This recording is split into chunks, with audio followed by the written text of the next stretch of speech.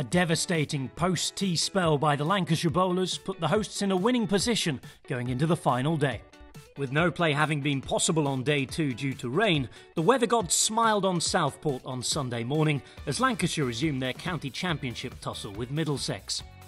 After the champions had scored 180 on the opening day, Lancs resumed here on 124 for 4 and hoped to build a lead.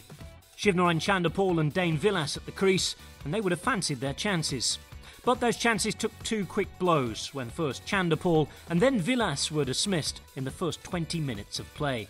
Tim Murtagh using all of his experience to account for both and to take his fifer. Lancashire suddenly 136 for 6 and the balance of power was swinging. After the early action, new batsmen Ryan McLaren and Jordan Clark found runs difficult to come by. The wind was blowing and the home side slowly started to get some in their own sails, with the 50 partnership brought up and Lancs moving into a first innings lead. Clark and Parry were both out before lunch though, when Lancashire were 217 for 8.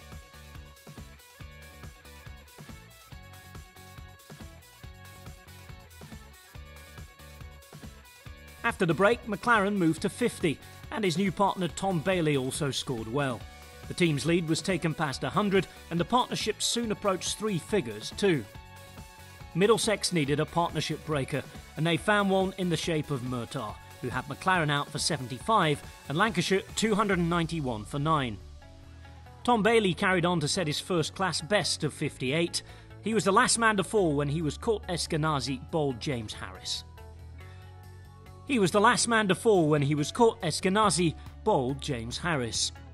Lancashire 309 all out and with a first innings lead of 129 runs. McLaren and Bailey the top scorers in the match so far, and Murtagh's 6-wicket haul included his 28th fifer in first-class cricket. Having lost already a day to rain, it will be interesting to see where the match went as Middlesex began their second innings. Poorly would be the easy response to that question. Saqib Mahmood taking an early wicket, the champions 5 for 1 when Nick Gubbins was out. Sam Robson and Steve Eskenazi were then able to see Middlesex to tea on 48 for 1. Stephen Parry struck early in the evening session, removing Eskenazi for 34. Sam Robson was looking good for a half-century when McLaren removed him for 42, and the score was suddenly 80 for 3, with Middlesex still trailing their hosts. Sterling hadn't had any time to settle when Parry struck again, and it would soon be 99 for 5 when Simpson became Parry's third victim, Lancashire on fire.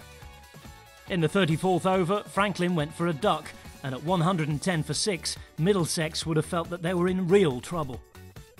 Malan and Harris managed to gently steer Middlesex into the lead, however finishing on 156 for 6. Malan will begin Monday on 45 not out, but with Middlesex only leading by 27 and with just 4 wickets in hand, Lancashire will be confident of victory on the final day.